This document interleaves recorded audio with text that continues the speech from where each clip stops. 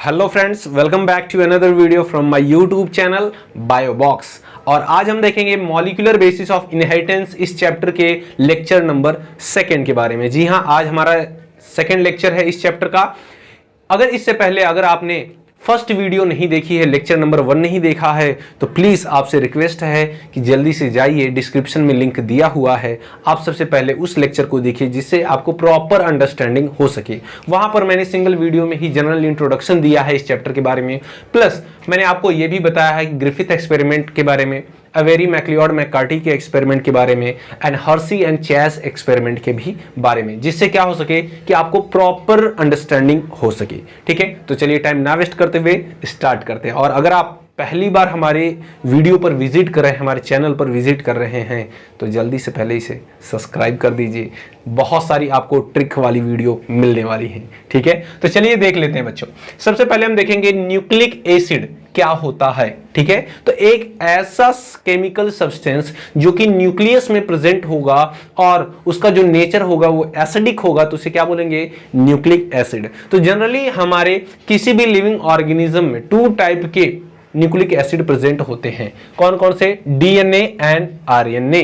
DNA का full form क्या है बच्चों? Deoxyribo nucleic acid. वाइल जो आरएनए है, आरएनए का फुल फॉर्म क्या है? Ribo nucleic acid. यहां पर मैंने एक इंपॉर्टेंट लाइन लिखी है, जरा ध्यान दीजिएगा। DNA is present as a genetic material in most of organism.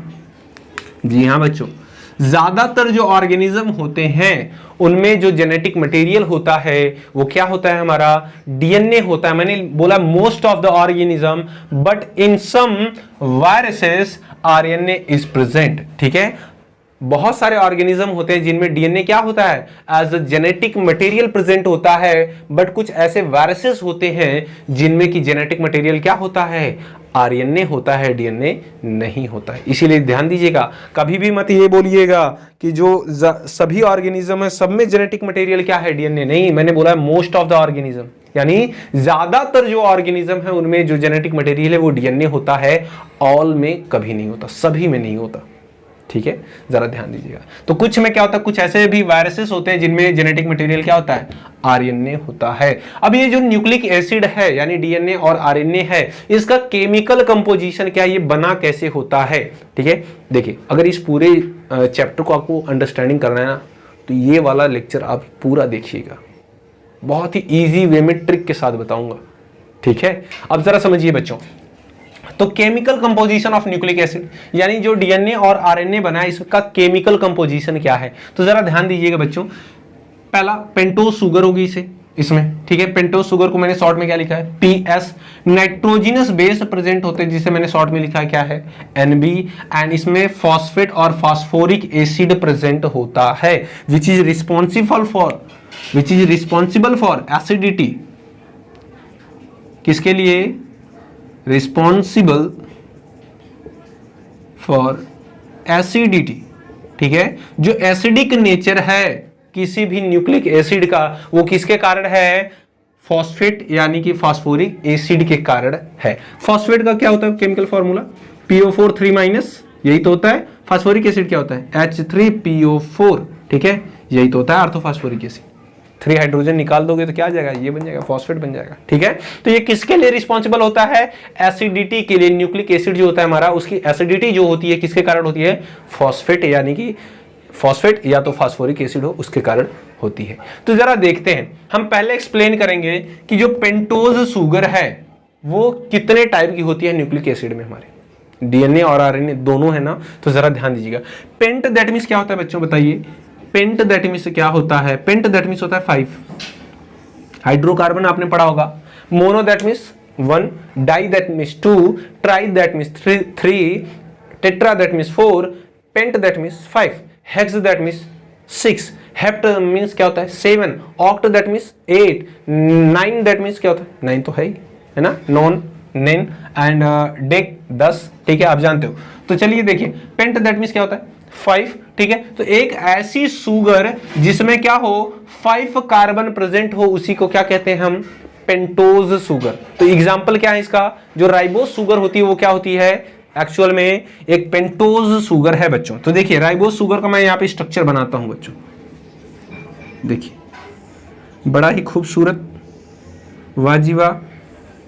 ये देखिए, ये है हमारी राइबोज शुगर। कैसे बच्चों, ध्यान दीजिएगा, स्ट्रक्चर को समझ लिया, पूरा का पूरा डीएनए एक्सप्लेन कर दोगे। यहां पे लगा दो बच्चों OH, यहां पे लगाओ H, यहां पे लगाओ OH, यहां पे लगाओ OH, यहां पे लगा दो H, यहां पर H, यहां पर भी H, यहां पर लगाओ CH2 और यहां पे लगा दो H।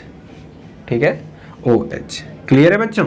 अब जरा समझिएगा। तो सर ये कैसे पेंटोज शुगर हुआ, बताइए मुझे। तो देखिए बच्चों, यहां पर कार्बन नंबर 1 2 3 4 एंड हियर 5। तो ये एक ऐसी शुगर है जिसमें 5 कार्बन प्रेजेंट हैं, दैट्स वाई हम इसे क्या बोलते हैं, पेंटोज शुगर। हेक्सोज शुगर वो शुगर होती हैं जिनमें 6 कार्बन प्रेजेंट होते हैं। फॉर एग्जांपल ग्लूकोज जो होता है वो कैसा है, हेक्सोज है। ठीक है, अच्छा, और फ्रक्टोज क्या होता है, हेक्सोज है। ठीक है, हेक्सोज शुगर है। ठीक है ना, आपने बायोमॉलिक्यूल में पढ़ा होगा, नहीं पढ़ा तो कोई बात नहीं, मैं हूं ना। ठीक है, चलिए आइए बच्चों जरा समझते हैं। तो आपको फोकस कहां पे करना है, कार्बन नंबर 2 पर। ये कुछ इस तरह से है, जरा समझिएगा। ये जो डाउन साइड में कार्बन है, कार्बन 2 और 3, इस पर जो OH है उसे हमेशा नीचे की तरफ लगा देना। ठीक है, बाकी जो रेस्ट अपोजिट जो पोजीशन होगी वहां पे क्या लगा देना, H लगा देना। ठीक है, और यहां पे देखिए OH लगा देना। ठीक है, बात समझ में आ गई। यहाँ पे CH2 OH यहाँ पर भी ऊपर है, यहाँ पर भी ऊपर है, यहाँ जो नीचे है वहां पे OH नीचे की तरफ है। ठीक है, अब हमें सबसे ज्यादा फोकस करना है कहां पे, कार्बन नंबर 2 पर। क्यों, बताऊंगा अभी। ये कौन सी शुगर है बच्चों, ये कौन सी शुगर है, राइबोज शुगर है। कौन सी शुगर है, राइबोज शुगर। ठीक है, याद रखेंगे कौन सी शुगर है, राइबोज शुगर है। अब चलिए दूसरी भी हमें शुगर बनानी पड़ेगी। ये जो राइबोज शुगर होती है कहां पे प्रेजेंट होती है बच्चों, आरएनए में प्रेजेंट होती है। कहां पे प्रेजेंट होती है, आरएनए में प्रेजेंट होती है। आगे देखते हैं हम, जो दूसरी शुगर है वो क्या है, डीऑक्सीराइबोज शुगर। कैसा स्ट्रक्चर होगा, वाजिबा सर जी, क्या बात है। ये देखिए, देखिए बच्चों, फिर से क्या करें हम, OH लगाया, H लगाया, पहले राइबोज शुगर ही बना दो। यहां पे देखिए OH लगाया, यहां पर OH लगाया, यहां पर H लगाया, यहां पर H लगाया, यहां पर H, यहां पे CH2 और यहां पे क्या लगा दूं, OH। क्लियर है बच्चों? ठीक है, ये क्या बन गया, सेम तो स्ट्रक्चर है सर, क्या डिफरेंट बनाया है आपने। ठीक है, बता रहा हूं बच्चों। यहां पर देखिए आप, यहीं पर तो है 2 कार्बन। ठीक है, 2 कार्बन पर लगा है 1 2 3 4 एंड हियर 5। ठीक है, तो जरा ध्यान दीजिएगा बच्चों, ये तो राइबोज शुगर है ना, तो जो 2 कार्बन होता है राइबोज शुगर का, उस पर जो OH ग्रुप होता है, ठीक है, जो OH ग्रुप होता है वहां से ऑक्सीजन को रिमूव कर देते हैं, तो ये क्या बन जाएगी, डीऑक्सीराइबोज शुगर। क्लियर है, यहां से हम 2 वाले कार्बन से क्या करेंगे, ऑक्सीजन को एलिमिनेट कर देते हैं, निकाल देते हैं। तो ये कौन सी शुगर बन जाएगी, अब ये राइबोज शुगर नहीं, अब ये कौन सी शुगर हो गई, डीऑक्सीराइबोज शुगर। अच्छा क्यों बच्चों, जरा समझिएगा, मैंने क्या बोला, ये कौन सी शुगर बन जाएगी, डीऑक्सीराइबोज शुगर, है ना, डीऑक्सीराइबोज शुगर बन जाएगी। और ये किस में प्रेजेंट होती है बच्चों, डीएनए में प्रेजेंट होती है। किस में प्रेजेंट होती है, डीएनए में। यहां पे देखिए डीएनए में क्या नाम है, डीऑक्सीराइबो, है ना, यानी इसमें कौन सी शुगर है, डीऑक्सीराइबो। आरएनए में देखिए राइबो न्यूक्लिक एसिड है, तो इसमें राइबोज शुगर प्रेजेंट होती है। देखिए, अच्छा सर ये मुझे बताइए, आप तो बोलते हो रट्टाफिकेशन नहीं करना नहीं करना नहीं करना, तो ये 2 वाले पे रट लें क्या, कि ऑक्सीजन यहां पे नहीं होता है। अब जरा समझिएगा, मैं इसको बताता हूं कैसे, अभी मैं एलिमिनेट नहीं कर रहा हूं, जरा समझिए। अगर बच्चों एक साइंटिफिक टर्म होता है डी, दैट मीन्स क्या होता है बच्चों, रिमूव। क्या होता है, रिमूव। ठीक है, जरा समझिएगा, डी मतलब क्या होता है, रिमूव होता है। अगर कोई भी चीज अगर आप निकाल दे रहे हो तो उसे साइंटिफिक टर्म में हम क्या उसके लिए एक वर्ड जोड़ते हैं, डी। जैसे आपकी बॉडी से समर सीजन में बहुत ज्यादा जब धूप पड़ती है तो क्या होता है, वाटर आपकी बॉडी से रिमूव हो जाता है, ठीक है, तो उसे क्या बोलते हैं, dehydration. Dehydration, hydration that means what, water, ठीक है। डी दैट मींस रिमूव हो जाना, जब आपकी बॉडी से वाटर रिमूव हो जाता है तो उसे क्या बोलते हो, डिहाइड्रेशन। तो देखिए बच्चों यहां से क्या निकाल रहे हो, ऑक्सीजन, ठीक है, तो निकाल रहे हो तो उसके लिए एक टर्म जोड़ा, डी, क्या निकाल रहे हो, ऑक्सीजन, तो उसके लिए क्या लगाया, ऑक्सी, तो क्या हो गया बच्चों बताइए, डी ऑक्सी, जोड़ दिया आपने, क्या निकाला, ऑक्सीजन, तो निकाल रहे हो तो उसके लिए टर्म जोड़ा डी, और क्या निकाला, ऑक्सीजन, तो उसके लिए लगाया ऑक्सी, है ना। और शुगर कौन सी है, राइबोज शुगर है। राइबोज शुगर से जब आपने ऑक्सीजन निकाल दी तो वो क्या बन गई, अब डी ऑक्सी राइबोज शुगर। बात समझ में आया बच्चों, कहां से निकलेगा, याद रखिएगा हमेशा कार्बन नंबर सेकेंड से, ठीक है। जल्दी से इसे नोट करिए, फिर हम चलते हैं अपने आगे की तरफ, ठीक है।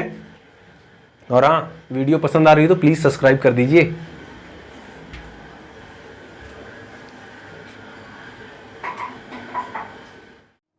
ओके बच्चों, तो चलिए स्टार्ट करते हैं।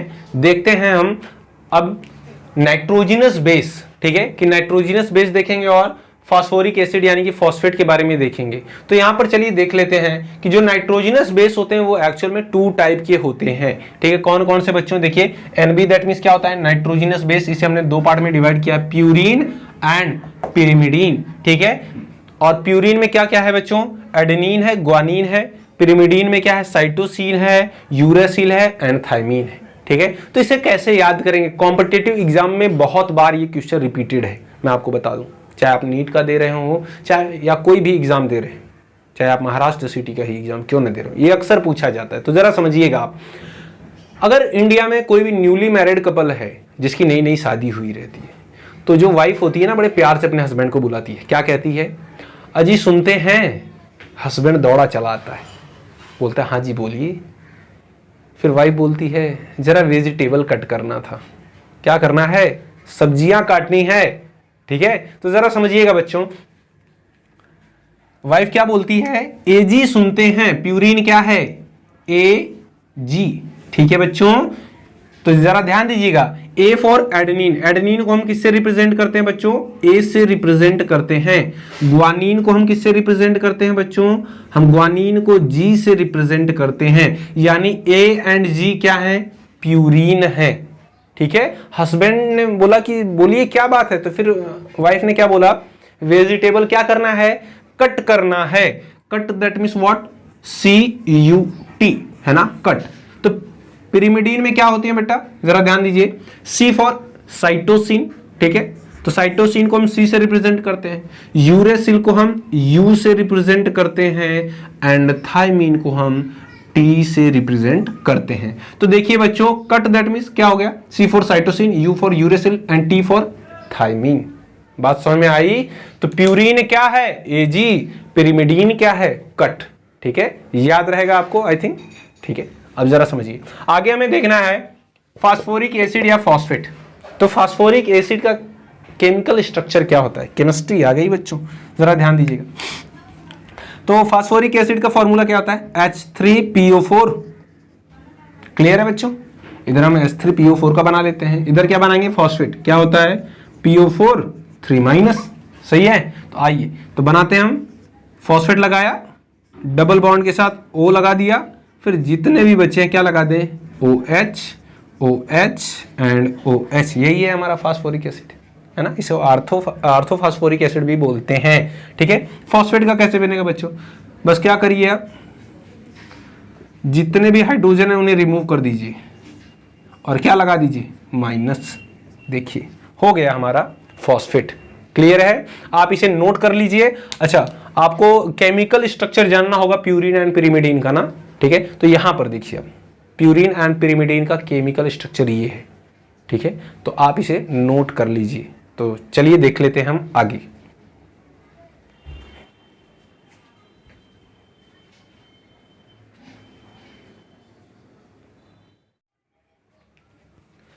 ओके बच्चों, तो चलिए देख लेते हैं चारगाफ रूल क्या होता है, ठीक है। बड़ा ही इंपॉर्टेंट है, जरा समझिएगा। चारगाफ रूल में समझने से पहले हमें एक चीज समझनी पड़ेगी। A4 क्या होता है, एडेनिन, G4 क्या होता है, ग्वानिन, C4 क्या होता है, साइटोसिन, T4 क्या होता है, थायमीन होता है। आप बोलेंगे सर फिर आपने यू फॉर यूरेसिल क्यों नहीं बताया?